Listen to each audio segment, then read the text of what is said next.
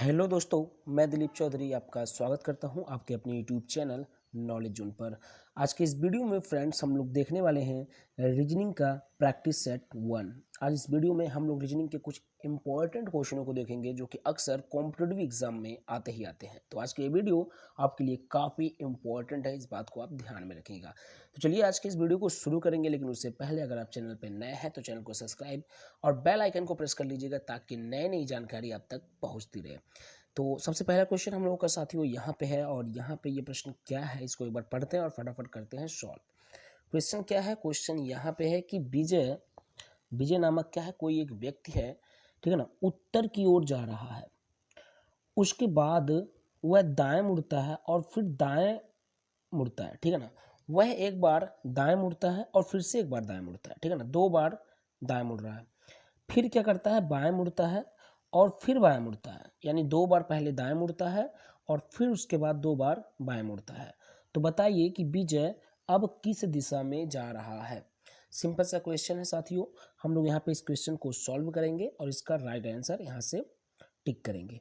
तो देखिएगा, सबसे पहले हम लोग यहाँ पे क्या देख सकते हैं, हम लोगों के पास एक विजय नामक व्यक्ति है। तो विजय की प्रारंभिक बिंदु हमको माननी पड़ेगी। तो यहाँ पे हम लोग मान लेते हैं कि विजय यहाँ पे सबसे पहले है, ठीक है। अब विजय यहाँ पे है तो उसके बाद क्या बोला जा रहा है कि विजय उत्तर की ओर जा रहा है। और हम सबको पता है साथियों कि उत्तर किधर होता है, ये होता है आपका पूर्व और ये होता है पश्चिम, ये होता है आपका ऊपर की दिशा में उत्तर और नीचे होता है दक्षिण, ठीक है। तो उत्तर की दिशा में जा रहा है, इसका मतलब ऊपर की तरफ जा रहा है, तो ऊपर की तरफ उसको ले चलते हैं ऐसे, ठीक है। विजय उत्तर की ओर जा रहा है, इसका मतलब ऊपर की तरफ जा रहा है, ठीक है। उसके बाद क्या होता है, वह दाएं मुड़ता है। किधर मुड़ता है? दाएं मुड़ता है। तो अगर कोई व्यक्ति ऊपर की दिशा में जा रहा है तो उसका दायां इधर होगा, ठीक है। तो इसका मतलब वो इधर मुड़ेगा, ठीक है, इधर मुड़ गया। उसके बाद फिर क्या बोला गया, और फिर दाएं मुड़ता है, यानी एक बार तो वो दाएं मुड़ा, हम लोग इस पॉइंट पे देखे हैं, इस पॉइंट पे कि एक बार वो दाएं मुड़ा है, ठीक है। अब फिर से क्या हो रहा है, दाएं मुड़ रहा है। तो इस पॉइंट से दाएं जब मुड़ेगा, कोई व्यक्ति अगर इस दिशा में जा रहा है तो वो दाएं मुड़ेगा तो नीचे आएगा। तो इसका मतलब वो दाएं मुड़ रहा है, इसका मतलब वो नीचे आ रहा है, ठीक है। दाएं मुड़ा, ठीक है। फिर क्या बोला गया कि फिर बाएं मुड़ता है। अब यहाँ पे आने के बाद ये बाएं मुड़ेगा और बायां होगा इस साइड में, तो इसका मतलब वो इस साइड में मुड़ गया ऐसे, ये बायां होगा, ठीक है। और ये आपका दायां था ऐसे, ठीक है ना। तो बाएं मुड़ता है और बाएं मुड़ने के बाद फिर क्या बोला गया, और एक बार फिर से वो बाएं मुड़ता है। तो जब इस दिशा में जा रहा है और बाएं मुड़ेगा तो इधर जाने लगेगा, ठीक है, बायां इस साइड हो गया। अब क्या होगा तो बताइए कि विजय अब किस दिशा में जा रहा है। तो विजय अब ऊपर की दिशा में जा रहा है साथियों। किधर जा रहा है? ऊपर की दिशा में जा रहा है। और ऊपर क्या आता है, देखिएगा, ऊपर की दिशा जो होती है वो उत्तर दिशा को प्रदर्शित करती है साथियों। यहाँ पे देख लीजिएगा, क्योंकि हम सबको पता है कि इधर आपका पूर्व होता है, इधर पश्चिम होता है, ऊपर उत्तर होता है और नीचे दक्षिण होता है साथियों। तो अभी वो विजय जो है वो ऊपर की दिशा में जा रहा है, इसलिए हम ये लोग सिंपल से यहाँ कह सकते हैं कि वह उत्तर की दिशा में जा रहा है। और उत्तर कहाँ पे है? ऑप्शन नंबर आप देख लीजिएगा, ऑप्शन नंबर बी पर है। तो यहाँ से हम लोगों का जो राइट आंसर बनेगा वो होगा ऑप्शन नंबर बी। एक बार इसको फिर से आपको समझाते हैं, ठीक है ना। यहाँ देखिएगा क्या बोला गया है कि एक विजय नामक कोई व्यक्ति है जो कि पहले वो क्या करता है, उत्तर की दिशा में जाता है। तो मान लेते हैं विजय ऐसे, यहाँ पे विजय है यहाँ पे, ठीक है। और उत्तर क्या होगा, ऊपर की दिशा में, तो ऊपर की दिशा में जा रहा है। फिर यहाँ पे देखिएगा उसके बाद वह दाएं मुड़ता है। किधर मुड़ता है? दाएं मुड़ता है। तो दाएं मुड़ेगा यानी इधर जाएगा। फिर एक बार दाएं मुड़ता है, यहाँ पे देखिएगा, तो एक बार दाएं मुड़ेगा तो नीचे आएगा, ठीक है। फिर एक बार क्या होता है, बाएं मुड़ता है, और बाएं मुड़ेगा तो इस साइड जाएगा। और फिर से एक बार बाएं मुड़ेगा तो बाएं मुड़ेगा तो इस साइड जाएगा, ठीक है। तो पूछा जा रहा है बताइएगा कि वह कहाँ किस दिशा में जा रहा है। तो वह सीधा सीधा इस दिशा में जा रहा है, ऊपर की दिशा में। और ऊपर कौन सी दिशा होता है? उत्तर दिशा होता है साथियों। तो यहाँ से हमारा सही जवाब हुआ था ऑप्शन नंबर बी, ठीक है। चलिए नेक्स्ट क्वेश्चन को देखेंगे। अगला क्वेश्चन क्या है साथियों, यहाँ पे देखिएगा कि मैं 3 किलोमीटर दक्षिण की ओर चला। पहले क्या बोला गया कि मैं 3 किलोमीटर दक्षिण की ओर चला। उसके बाद, ठीक है, दाईं ओर मुड़कर 5 किलोमीटर चला। पहले 3 किलोमीटर दक्षिण गए, फिर हम लोग क्या मुड़े, मतलब हम किधर मुड़े, दाएं मुड़े और 5 किलोमीटर चले, ठीक है। उसके बाद फिर क्या बोला गया, पुनः दाएं ओर मुड़कर 7 किलोमीटर चले, ठीक है। तो अंत में मैं किस दिशा की तरफ चल रहा हूँ, ठीक है। लास्ट में बताना है कि किस दिशा की तरफ मैं चल रहा हूँ, ठीक है। देखिए अभी अपनी पहले हम लोग क्या मानेंगे, प्रारंभिक बिंदु, जो हम लोग जहाँ से चलना स्टार्ट करेंगे। तो हम लोगों का इधर से, यानी हमारा इधर से जहाँ पे लिखा हुआ कि मैं 3 किलोमीटर दक्षिण की ओर चल रहा हूँ, तो पहले प्रारंभिक बिंदु मान लीजिए। तो मान लेते हैं कि हम यहाँ पे हैं, मान लेते हैं कि हम कहाँ पे हैं, यहाँ पे हैं, ठीक है, यहाँ पे। ये हमारी प्रारंभिक बिंदु हो गई, ठीक है। अब सिंपल से यहाँ से हम लोग हल करते हुए चलेंगे, सिंपल से हम लोग इधर से हल करते हुए चलेंगे, एक एक स्टेप बाय स्टेप। देखिए, सबसे पहले बोला गया कि मैं 3 किलोमीटर दक्षिण की ओर चला, तो हमारी प्रारंभिक बिंदु कहाँ है, यहाँ पे है, ठीक है। तो मैं पहले 3 किलोमीटर दक्षिण की ओर चलेंगे। तो अभी हमने बताया कि पूर्व, पश्चिम, उत्तर, दक्षिण किधर होता है, ये आपका पूर्व होता है, ये पश्चिम होता है, ये उत्तर होता है और नीचे की तरफ दक्षिण होता है। तो हमसे बोला क्या जा रहा है कि दक्षिण की ओर चलना है 3 किलोमीटर, तो इसका मतलब नीचे की तरफ चलना है, कितना, 3 किलोमीटर, ठीक है। नीचे की तरफ 3 किलोमीटर चल लिए हम लोग। फिर बोला कि उसके बाद क्या करना है, दाईं ओर मुड़कर 5 किलोमीटर चलना है, दाईं ओर मुड़कर। अगर कोई व्यक्ति नीचे की दिशा में जा रहा है तो उसका दाईं ओर किधर होगा, इधर होगा साथियों, किधर होगा, इस साइड में होगा। तो वह दाईं ओर मुड़ रहा है, इसका मतलब इस साइड में मुड़ रहा है। कितना जाएगा, 5 किलोमीटर, ठीक है। 5 किलोमीटर हो गया दाएं मुड़कर। पुनः दाईं ओर मुड़कर 7 किलोमीटर चलता है, ठीक है ना। फिर से एक बार दाएं मुड़ेगा। अब ध्यान दीजिएगा, कोई व्यक्ति अगर जिस दिशा में जा रहा है तो उसका दायां हाथ किधर, इधर पड़ेगा, ऊपर की दिशा में। तो इसका मतलब दाईं ओर मुड़ रहा है, इसका मतलब ऊपर की ओर मुड़ रहा है, दाईं ओर फिर से। और कितना जाएगा, 7 किलोमीटर, कितना, 7 किलोमीटर। तो पूछा जा रहा है कि अंत में मैं किस दिशा की तरफ चल रहा हूँ। तो देखिएगा, ऊपर की दिशा की तरफ हम लोग चल रहे हैं, मतलब मैं ऊपर की दिशा की तरफ चल रहा हूँ। तो ऊपर की ओर कौन सा दिशा होता है साथियों, ऊपर की ओर उत्तर होता है साथियों, क्योंकि अभी हमने बताया ये आपका पूर्व होता है, ये पश्चिम होता है और ये ऊपर उत्तर होता है और नीचे दक्षिण होता है। तो ऊपर की तरफ क्या होता है, उत्तर होता है। तो इसका मतलब क्या है कि मैं अभी किस दिशा की तरफ चल रहा हूँ, उत्तर दिशा की तरफ चल रहा हूँ। तो यहाँ से जो आपका सही जवाब है साथियों, वो है ऑप्शन नंबर डी, उत्तर की दिशा, ये वाला, ठीक है ना। ऑप्शन नंबर डी, उत्तर की दिशा, ठीक है। चलिए नेक्स्ट क्वेश्चन को देखते हैं। तो यहाँ पे क्वेश्चन है साथियों आपके लिए कि दिए गए विकल्पों में से सही विकल्प का चयन करना है आपको, ठीक है ना। सही विकल्प का चयन करना है और हम लोग विकल्प नीचे देख सकते हैं, हमारे पास 4 विकल्प नीचे दिए गए हैं, ठीक है। तो सबसे पहले यहाँ पे हम लोग देखेंगे, लिखा हुआ है AFKP, ठीक है ना। AFKP का जो संबंध दर्शाया गया है साथियों, वो BGLQ से दर्शाया गया है। यानी AFKP का संबंध BGLQ से है। तो इसका मतलब क्या हुआ कि A का जो संबंध होगा वो लगभग B से हम लोग तय करेंगे इस प्रकार कि किस प्रकार से है। A का संबंध B के साथ, F का संबंध G के साथ, K का संबंध L के साथ और P का संबंध Q के साथ। जिस प्रकार से ये लेटर्स का संबंध होगा उसी प्रकार से हम लोग CHMR का भी संबंध यहाँ से दर्शाएंगे, ठीक है। तो सबसे पहले हम लोग यहाँ से तय करेंगे हम कि किस प्रकार से A आपका B से संबंधित है, F आपका G से संबंधित है, K आपका L से संबंधित है और P आपका Q से संबंधित है, किस प्रकार से। तो पहले इनकी नंबरिंग कर लेते हैं। नंबरिंग करेंगे तो हम सबको पता है साथियों कि A जो होगा वो पहले नंबर पे आता है, F जो है वो 6वें नंबर पे आता है साथियों, K जो होता है वो 11वें नंबर पे आता है और P जो होता है वो 16वें नंबर पे आता है। इनकी नंबरिंग कर लिए, इधर चलेंगे इनकी नंबरिंग कर लेते हैं। तो B जो होता है साथियों दूसरे नंबर पे आता है, उसके बाद आपका G जो है वो 7वें नंबर पर आता है, L आपका 12वें नंबर पे आता है, ठीक है ना, और Q जो होता है वो 17वें नंबर पे आता है। तो अब हम लोगों को इधर से संबंध कुछ ना कुछ हिंट मिलेगा। हमने बताया क्या, A का संबंध किसके साथ है, B के साथ। A का नंबरिंग 1 है और B का नंबरिंग 2 है, ठीक है ना। इसका मतलब 1 से 2 कब होगा, जब हम 1 यहाँ पे जोड़ देंगे, कितना, 1 जोड़ देंगे। ऐसे देखिएगा, F का संबंध किसके साथ है, G के साथ है। F का संबंध किसके साथ है साथियों, G के साथ है। F की नंबरिंग है 6 और G की नंबरिंग है 7। इसका मतलब इसमें भी 1 जोड़ा गया, 6 से 7 हुआ है। K का देखिएगा, K का संबंध L के साथ है, K का नंबरिंग है 11 और L का नंबरिंग है 12, एक ये भी ज़्यादा है, 1 जोड़ा गया है। P का संबंध देखिएगा Q से है, P का नंबरिंग 16 और Q का नंबरिंग 17, एक यहाँ भी ज़्यादा है। तो किस प्रकार से संबंधित हुआ, यानी अगर इनके लेटर्स की जो नंबरिंग है उसमें 1 जोड़ देंगे तो ये अगले वाले जो जिसके साथ उसका संबंध है वो सब के सब लेटर्स हमको मिल जाएंगे, ठीक है ना। एक केवल जोड़ने पर उनकी नंबरिंग करिए, उसमें 1 आप जोड़ दीजिए, ठीक है। जैसे A के बाद हम ऐसे भी कह सकते हैं कि A के बाद B आता है, F के बाद G आता है, के बाद यल आता है और पी के बाद क्यू आता है। तो वैसे यहाँ भी देखेंगे सी के बाद क्या आता है, डी आता है। एच के बाद क्या आता है साथियों, एच के बाद आपका आई आता है। यम के बाद क्या आता है, यम के बाद आपका यन आता है, ठीक है। और आर के बाद क्या आता है, आर के बाद यस आता है। तो आपका बनेगा क्या इधर से, DINS बनेगा साथियों। तो यहाँ पे हम लोगों को दिखाई दे रहा है DINS।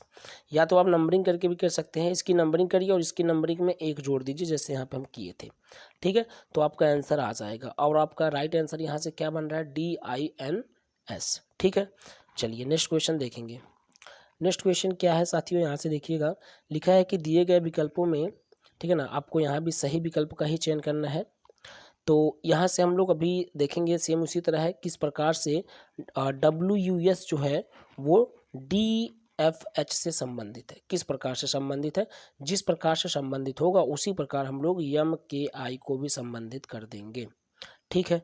चलिए पहले हम लोग इसके बीच में इसका रिलेशन ढूंढने का प्रयास करते हैं। तो सबसे पहले हम लोग को यहाँ पे अगर हम लोग बात करें अल्फ़ाबेट में इनकी नंबरिंग की, ठीक है ना, तो यहाँ पे हम लोग नंबरिंग ना करें उसके पहले हम आपको बता दें कि जो ये आपका W का संबंध D के साथ दर्शाया गया है, U का संबंध F के साथ दर्शाया गया है और S का संबंध H के साथ दर्शाया गया है, ये विपरीत क्रम दर्शाए गए हैं। विपरीत क्रम का मतलब क्या, जैसे अगर हम लोग सीधे क्रम में चलते हैं तो सबसे पहले आता है A, लेकिन विपरीत क्रम चलेंगे तो सबसे पहले आएगा Z, ठीक है ना। तो ये उसी प्रकार से विपरीत क्रम को दर्शाया गया है, यानी W का जो विपरीत क्रम है वो D है, ठीक है ना। जैसे आपको अगर फ्रंट से चलेंगे शुरुआती से तो D चौथे नंबर पे आता है, ठीक है। D कितने नंबर पे आता है, 4 नंबर पे आता है। और अगर हम लोग विपरीत चलें तो जो W होता है वो चौथे नंबर पे आता है, क्योंकि पहले सबसे पहले आएगा Z, ठीक है ना, फिर आपका क्या आता है Y, ठीक है, फिर क्या आता है X और फिर आता है W। तो इसी प्रकार देखेंगे तो ये 1 नंबर पे हो गया, ये 2 नंबर पे और ये 3 नंबर पे और ये कहाँ पे आएगा 4 नंबर पे। तो उसी प्रकार हम क्या कह रहे हैं कि W जो है ये विपरीत क्रम में चौथे नंबर पे है और D जो है वो पहले नंबर पे, यानी पहले जो शुरुआती क्रम होता है सीधा क्रम उस पे 4 नंबर पे है। तो ये दोनों 4 नंबर पे हैं, लेकिन फ़र्क क्या है, ये विपरीत क्रम से है और ये सीधे क्रम से है, ठीक है। तो इसी प्रकार से ये विपरीत क्रम को दर्शाया गया है। उसी प्रकार से U भी है, उसी प्रकार से यस भी है, ठीक है। चलिए तो यहाँ से विपरीत क्रम देखेंगे, W का जो विपरीत क्रम होगा वो D है, U का विपरीत क्रम क्या है, F है और S का जो विपरीत क्रम है वो H है। तो उसी प्रकार से हम लोग MKI को भी दर्शाएंगे। तो यम का जो विपरीत क्रम क्या होता है साथियों, यम का विपरीत क्रम आपका यन होता है। क्या होता है, यन, ठीक है ना। क्या होता है साथियों, यन होता है। K का जो विपरीत क्रम होता है वो क्या होता है, P होता है और I का विपरीत क्रम आपका साथियों R होता है। तो यहाँ से जो बनेगा ना वो आपका बनेगा NPR, NPR, option number D, ठीक है। चलिए नेक्स्ट क्वेश्चन को देखते हैं। तो यहाँ पे क्वेश्चन है साथियों कि निम्नलिखित में प्रश्नवाचक चिन्ह के स्थान पर कौन सी संख्या आएगी, ठीक है। प्रश्नवाचक चिन्ह के स्थान पर कौन सी संख्या आएगी साथियों। तो यहाँ से हम लोग प्रश्नवाचक चिन्ह को देख सकते हैं, यहाँ पे है, ठीक है। यहाँ पे बताना है कि कौन सी संख्या आने वाली है। अब हमारे पास है क्या, देखिएगा, विजय का जो संबंध है ना वो 5 से है। तो उसी प्रकार शंकर का संबंध किसके साथ होगा, क्वेश्चन मार्क इसलिए यहाँ पे लिखा हुआ है। तो विजय का संबंध जो है वो 5 से किस प्रकार है, इसको पहले हम लोग यहाँ से निकालेंगे कि विजय का संबंध 5 से कैसे है, ठीक है ना। तब उसी प्रकार से हम लोग शंकर का भी निकाल लेंगे। अगर विजय का निकल गया तो शंकर का बड़े आसानी से निकल जाएगा। देखिए अगर हम लोग बात करें यहाँ से विजय की, ठीक है ना, तो विजय में कितने लेटर्स हैं हमारे पास टोटल, देखिएगा 1 2 3 4 और 5। विजय में हमारे पास टोटल लेटरों की जो संख्या है ना वो 5 है, इसीलिए इसका संबंध दिया है 5, ठीक है। विजय में जो टोटल लेटरों की संख्या वो कितना है, 5 है। और शंकर में कितने लेटर्स हैं देख लेते हैं, तो इसीलिए इसका 5 दिया था विजय का, 1 2 3 4 5 6 और 7। शंकर में अगर देखेंगे टोटल लेटरों की संख्या कितना है, 7 है साथियों। तो यहाँ से जो क्वेश्चन मार्क की जगह पर आएगा ना वो 7 होगा। कितना होगा साथियों, वो 7 होगा। तो यहाँ से आप ऑप्शन नंबर सी पे टिक कर लेंगे। क्यों ऐसा हुआ, क्योंकि केवल और केवल इसमें लेटर्स के संख्या जोड़े गए हैं, काउंट किया गया है 1 2 3 4 5 करके। तो उसी प्रकार इसमें 7 आ रहे थे टोटल, ठीक है। तो 7 आपका सही हो गया। नेक्स्ट क्वेश्चन को देखेंगे। तो यहाँ पे साथियों क्वेश्चन है कि निम्नलिखित में से प्रश्नवाचक चिन्ह के स्थान पर कौन सी संख्या आएगी, और प्रश्नवाचक चिन्ह कहाँ पे है, प्रश्नवाचक चिन्ह यहाँ पे है साथियों, ठीक है ना। तो इसी के जगह पर कौन सी संख्या आने वाली है ये आपको बताना है। लेकिन उसके पहले आपको हिंट दिया गया है कि स्टार का जो संबंध है वो इसके साथ है, या स्टार को इस प्रकार से लिखा गया है, इतने बड़े संख्या से लिखा गया स्टार को, और मार्स को लिखा गया इतने से, तो उसी प्रकार पार्क को किससे लिखा जाएगा, ठीक है। तो पहले हम लोग यहाँ से निकालेंगे कि स्टार को इस संख्या के रूप में कैसे लिखा गया है, पहले इसको निकालेंगे, ठीक है। तो स्टार की अगर हम लोग नंबरिंग करें, ठीक है ना, तो यस की जो अल्फ़ाबेट में नंबरिंग होती है ना वो 19 होता है। यस का कितना होता है साथियों, 19 होता है, ठीक है। उसके बाद टी है, टी का कितना होता है, 20 होता है। फिर ए है, ए का 1 होता है, और आर है तो आर का होता है 18। यानी इसकी सबकी नंबरिंग को हमने लिख लिया, और नंबरिंग को लिखने के बाद आपको दिखाई दे रहा है 19 20 11 8। यहाँ देखिएगा 19 20 11 8।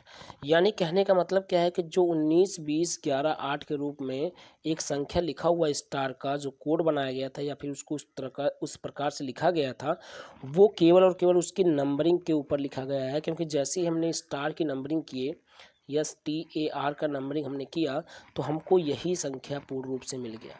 देखिएगा 19 20 11 8 ऊपर देख लीजिएगा, यहाँ पूर्ण रूप से आपको दिखाई दे रहा है कि यही इसका संख्या का कोड बनाया गया था, या उस प्रकार से उसको लिखा गया था। मार्स का भी इसी तरह हम लोग करेंगे, ध्यान दीजिएगा। मार्स की भी नंबरिंग अगर करें तो यम अल्फ़ाबेट में आता है साथियों 13वें नंबर पर। कहाँ आता है, 13वें नंबर पर आता है, तो 13 यहाँ पे लिखेंगे, ठीक है। उसके बाद ए है तो ए पहले नंबर पे आएगा, आर है, आर आता है 18वें नंबर पे साथियों, और फिर यस है, यस जो होता है वो आपका आता है 19वें नंबर पर। तो अगर हम इसको देखा जाए तो इसका ये संख्या बन रहा है, और यही संख्या इसका यहाँ पे लिखा गया था इस रूप में। तो केवल और केवल कुछ भी नहीं करना है, केवल आपको करना क्या है, नंबरिंग, केवल नंबरिंग करना है, जो लिखा हुआ है वो ऑटोमेटिक मिल जाएगा। तो उसी प्रकार हम लोग पार्क की भी नंबरिंग कर लेते हैं। पार्क की बात की जाए तो पी है, और पी की जो नंबरिंग होती है साथियों, पी जो होता है ना वो आपका कितने नंबर पे आता है, 16 नंबर पे आता है, तो इसलिए इसका क्या बनेगा, 16। ए है, ए का 1 होता है, ठीक है। उसके बाद आर है, आर का 18 होता है साथियों, यहाँ से 18 हो गया। उसके बाद के है, और के का 11 होता है। तो बन क्या रहा है, देखिएगा 16 11 8 11, कितना बन रहा है, 16 11 8 11। तो देखिएगा 16 11 8 11 कहाँ है, ऑप्शन नंबर बी पर है साथियों, 16 11 8 11। तो यहाँ से ये वाला ऑप्शन आपका सही हो जाएगा साथियों, ठीक है। चलिए नेक्स्ट क्वेश्चन पे हम लोग चलेंगे, और हमारा नेक्स्ट क्वेश्चन यहाँ पे है। तो यहाँ पे क्वेश्चन है साथियों कि दिए गए विकल्पों में से विषम अक्षर युग्म को चुनना है आपको, ठीक है ना। दिए गए विकल्पों में से विषम अक्षर को चुनना है कि विषम कौन है, सबसे अलग कौन है। इन चारों विकल्पों में से एक ऐसा विकल्प है जो तीन से अलग को प्रदर्शित कर रहा है, उसी को आपको सेलेक्ट करके बताना है कौन सा अलग है। तो सबसे पहले विकल्प में हमारे पास क्या है, यल के यम, यल के यम, इनके बीच में कैसा संबंध है, पहले उसको हम लोग यहाँ से देखते हैं। अगर हम लोग अल्फ़ाबेट की बात करें तो अल्फ़ाबेट में जो यल होता है वो होता है 12 यानी कि 12वें स्थान पर, तो यहाँ पे हम उसको 12 लिख देते हैं, ठीक है। के जो होता है वो होता है 11वें नंबर पर, तो हम लोग यहाँ पे 11 लिख देते हैं। और यम जो होता है वो होता है 13वें नंबर पर, तो यहाँ पे हम लोग इसको 13 लिख देंगे। इतना काम करने के बाद अब यहाँ से हम लोग देखेंगे तो पहले क्या हो रहा है, पहले यहाँ देखिएगा 12 से 11 पे आएंगे तो एक घटाना पड़ेगा, ठीक है ना। फिर 11 से हम लोग 13 पे चलेंगे तो 2 जोड़ना पड़ेगा। कहने का मतलब है यहाँ पे यल के यम के बीच में जो संबंध हमको मिल रहा है वो पहले वाले लेटर्स में से अगर एक घटाएंगे तो दूसरे पे पहुँचेंगे, और दूसरे में 2 जोड़ेंगे तो तीसरे पे पहुँचेंगे, जो कि ऊपर आपको दिख रहा है। अब हम इसी क्रम में अगले वाले ऑप्शन पे चलेंगे और इसको भी चेक करेंगे। यहाँ पे क्या है, EDC, ई है, डी है और सी है, ठीक है। इसको चेक करें तो इसकी नंबरिंग क्या होती है, ई की जो नंबरिंग होती है साथियों 5 होता है, और डी का 4 होता है, और सी का 3 होता है। यहाँ 5 से 4 पे आना होगा तो एक घटाना होगा, और 4 से 3 पे जाना होगा तो भी एक घटाना होगा। देखिएगा दोनों में अलग अलग रिलेशंस मिल रहे हैं, अलग अलग संबंध मिल रहे हैं, ये अलग अलग हैं, भिन्न है। अभी हम तीसरे को चेक करेंगे, हमको जो सबसे भिन्न होगा ना, जो तीनों से भिन्न होगा उसको चयनित करना है। तो हमारे पास तीसरा क्या है, IHG। इसकी नंबरिंग करें अगर तो आई की नंबरिंग होती है 9, एच की होती है 8, और इसका होता है 7। यहाँ से देखा जाए तो 9 से अगर 8 पाना है तो -1 करना होगा, और 8 से 7 पाना है तो भी -1 करना होगा। और इसी क्रम में हम लोग यस आर क्यू पे चलेंगे, तो इसकी नंबरिंग भी कर लेते हैं। तो यस की जो नंबरिंग होती है वो 19 होता है, ठीक है, आर का 18 होता है और क्यू का 17 होता है। 19 से 18 पे आना होगा, 1 माइनस करना होगा, 18 से 17 पे जाना होगा, 1 माइनस करना होगा। तो हमारे पास क्या मिल रहा है कि ये वाला और ये वाला, ये तीनों में -1 करने पे अगली अगली संख्या मिल रहे थे। जैसे यहाँ पे था ई से हमने -1 किया तो डी मिला, डी से -1 किए तो सी मिला। इसी प्रकार आई से -1 किए तो एच मिला, और एच से -1 किए तो जी मिला। यस से -1 किए तो आर मिला, और आर से -1 किए तो क्यू मिला।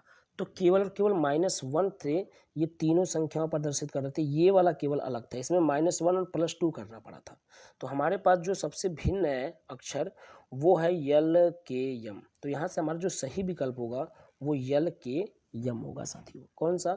यल के यम होगा। नेक्स्ट क्वेश्चन हमारा यहाँ से कि असंगत का चयन कीजिए। असंगत जो सबसे अलग हो, जो किसी के साथ में ना हो, किसी के साथ में प्रदर्शित ना किया जा सके किसी उसको, यानी जो सबसे अलग है उसी को आपको यहाँ भी सिलेक्ट करना है। तो इनमें से कौन सबसे अलग है देखिएगा। सबसे पहले अगर हम लोग बात करें, हमारे पास है ओ यू ए, फिर है ए ई आई, फिर है एफ जी एच, और फिर है आई ओ यू। इन चारों में 3 एक समान है और एक सबसे अलग है। कौन एक समान है और कौन अलग है? जो अलग होगा वही आपका सही होगा विकल्प। तो अगर देखा जाए तो ओ यू ए जो है, इसके जो लेटर्स हैं वो आपके वॉवेल से बने हुए हैं, ये स्वर से बने हुए हैं। ए ई आई ये भी स्वर से बना हुआ है, और आई ओ यू ये भी सभी स्वर के ही लेटर हैं। इन तीनों में देखा जाएगा तो इनमें सभी स्वर के लेटर्स लिखे गए हैं, इसमें व्यंजन एक भी नहीं है, ठीक है।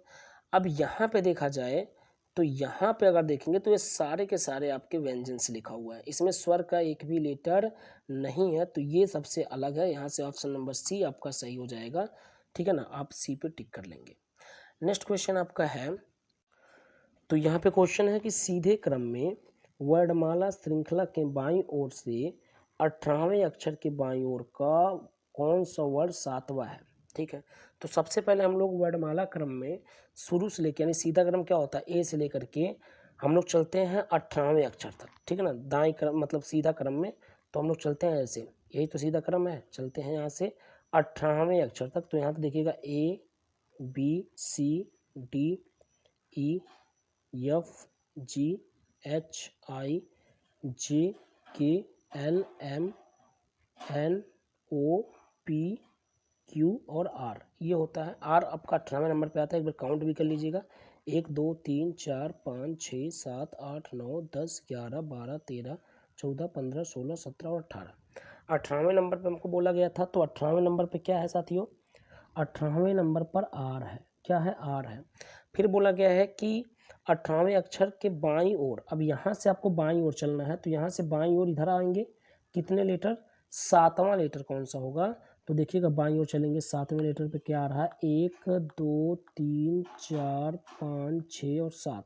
7वें नंबर पे क्या आ रहा है? के आ रहा है। तो इसका बाईं ओर हम लोग चलेंगे 18वें लेटर से, 7वां अंक बाईं ओर क्या मिलेगा? के मिलेगा। तो यहाँ से के वाला ऑप्शन सही हो जाएगा साथियों, ठीक है ना। आप लोगों को बाईं ओर से, यानी 18वें अक्षर के बाईं ओर से जो 7वां अक्षर होगा वो के होगा, तो के पे टिक कर लेंगे। नेक्स्ट क्वेश्चन हमारा है इधर से कि यदि एक सांकेतिक भाषा में बास्केट को क्या लिखा जा रहा है?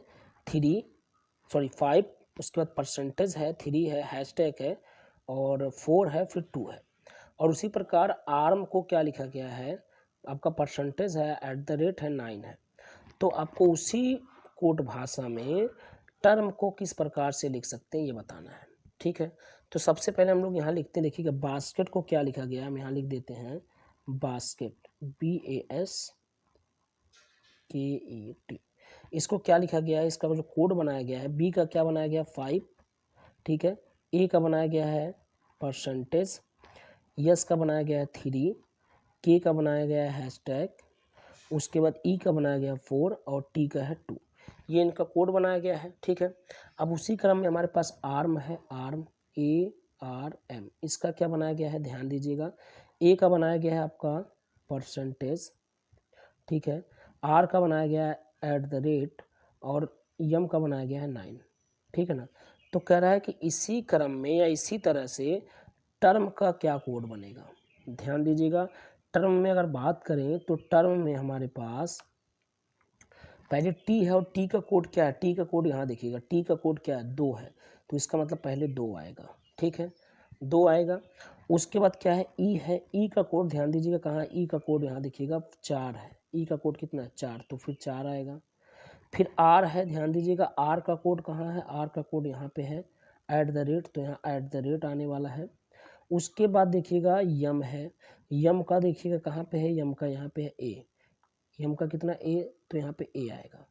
तो हमारे पास ए नहीं है बल्कि 9 है, सॉरी, यहाँ पे ये 9 है, देखिएगा यहाँ पे ये 9 है, हमने ए की तरह बना दिया था, तो 9 है। तो यहाँ पे हम लोग क्या करेंगे, ये 9 हो गया। तो मिल क्या रहा है हमारे पास 24 @ 9, 24 @ 9 कहाँ पे है, 24 @ 9 यहाँ पे है। तो डी वाला ऑप्शन यहाँ से सही हो जाएगा, डी वाला ऑप्शन वहाँ से सही हो जाएगा साथियों। तो आप डी पे टिक कर लेंगे। नेक्स्ट क्वेश्चन आपका है कि नीचे दिए गए वेन आरेखों में किस प्रकार से वेन आरेख दिए गए 3 वर्गों के व्यक्ति, टेनिस के प्रशंसक, क्रिकेट के खिलाड़ी और विद्यार्थी के बीच में संबंध को सही रूप से निरूपित करता है। कौन सा इन चारों जो हमारे पास आरेख हैं, ये चारों आरेख में कौन सा ऐसा आरेख है जो टेनिस के प्रशंसक, क्रिकेट के खिलाड़ी और विद्यार्थी का सही क्रम दर्शाता है, पूर्ण रूप से सही चिन्ह को दर्शाता है। कौन ऐसे इन चारों विकल्पों में से है, तो ध्यान दीजिएगा, जो हमारे पास विद्यार्थी होते हैं, जैसे मान लेते हैं ये विद्यार्थी का एक लोगो हम बना दे रहे हैं, ऐसे जो विद्यार्थी होते हैं वो क्रिकेट के खिलाड़ी भी तो हो सकते हैं, लेकिन सभी विद्यार्थी क्रिकेट के खिलाड़ी नहीं होते। थोड़ा इसको बड़ा बनाते हैं, मान लेते हैं कि हमारे पास विद्यार्थी हैं, क्या है, विद्यार्थी है, और विद्यार्थी आपके क्रिकेट के खिलाड़ी हो सकते हैं, बट सभी विद्यार्थी नहीं होते, कुछ विद्यार्थी होते हैं, और जब कुछ आता है तो वहाँ आंशिक रूप से हम उसको इस तरह बनाएंगे। अब ये हमारा विद्यार्थी का जो गोला था ये वाला, और ये क्या है, क्रिकेट के खिलाड़ी के हो गए, ठीक है। और उसी तरह से जो आपके विद्यार्थी होते हैं और जो क्रिकेट के खिलाड़ी होते हैं, यानी ये वाला और ये वाला, क्या विद्यार्थी और क्रिकेट के खिलाड़ी टेनिस के प्रशंसक नहीं हो सकते हैं, हो सकते हैं, तो ये भी आंशिक रूप से आएगा ऐसे। तो यहाँ पे जो सही विकल्प दर्शाया जाएगा वो ये दर्शाया जाएगा, क्योंकि ये तीनों कुछ ना कुछ थोड़ा सा हिस्से में एक दूसरे से इन्वॉल्व हैं, और जब कुछ मात्रा में होते हैं तो वहाँ पे इस प्रकार का लोगो बनाया जाता है। इसके ऊपर हमने वीडियो ऑलरेडी बना रखा है कि किस प्रकार से वेन आरेख के ऊपर वीडियो बन चुका है, अगर नहीं देखें तो डिस्क्रिप्शन में लिंक है, जाके देख सकते हैं, ठीक है। तो यहाँ पे आपका जो सही विकल्प दर्शाएगा वो ऑप्शन नंबर ए दर्शाएगा, ठीक है। नेक्स्ट क्वेश्चन हमारा है, तो ये क्वेश्चन है कि उस वेन आरेख का चयन करें जो दिए गए वर्गों को बेहतर ढंग से दर्शाता है। कौन सा यहाँ पे जो विकल्प है चारों में से, कौन सा ऐसा विकल्प है जो दिए गए जो सब्जेक्ट है, यहाँ पे ये तीनों सब्जेक्ट हैं, इनको बेहतर तरीके से दर्शाता है। हमारे पास सब्जेक्ट है सामाजिक विज्ञान, मनोविज्ञान, समाजशास्त्र, ठीक है। तो यहाँ से हम लोग ये कह सकते हैं कि जो सामाजिक विज्ञान होता है, ये हमने गोला जो बनाया हुआ है ये सामाजिक विज्ञान का है। सामाजिक विज्ञान जो होता है उसके अंतर्गत मनोविज्ञान और समाजशास्त्र दोनों आते हैं। सामाजिक विज्ञान के अंतर्गत मनोविज्ञान और समाजशास्त्र दोनों आते हैं, लेकिन एक बात और ध्यान रखिएगा, मनोविज्ञान जो है और समाजशास्त्र दो है, ये दोनों जो हैं वो अलग अलग हैं, ये किसी प्रकार से एक दूसरे से संबंधित नहीं है। हमने बताया क्या, सामाजिक विज्ञान के अंतर्गत ये दोनों आते हैं, इसका मतलब सामाजिक विज्ञान के अंदर ही आएंगे, लेकिन एक शर्त है कि ये दोनों ओवरलैप नहीं होने चाहिए। ओवरलैप का मतलब एक के ऊपर एक नहीं होना चाहिए, क्यों, क्योंकि मनोविज्ञान और समाजशास्त्र पूर्ण रूप से अलग हैं, इनमें किसी प्रकार का कोई संबंध नहीं है। तो आपके सामाजिक विज्ञान के अंतर्गत ये दोनों आएंगे इस तरह से। तो ऑप्शन नंबर यहाँ से ए वाला सही हो जाएगा, ठीक है, जिसमें ये गोला और ये गोला जो छोटे छोटे हैं, एक आपका मनोविज्ञान है और एक आपका समाजशास्त्र है, और ये जो बड़ा वाला गोला है ये आपका सामाजिक विज्ञान है, क्योंकि सामाजिक विज्ञान के अंतर्गत ये दोनों आते हैं, ठीक है, ठीक है। तो आज के लिए बस इतना ही, फिर मिलेंगे अगले वीडियो में, तब तक के लिए धन्यवाद, थैंक यू वेरी मच।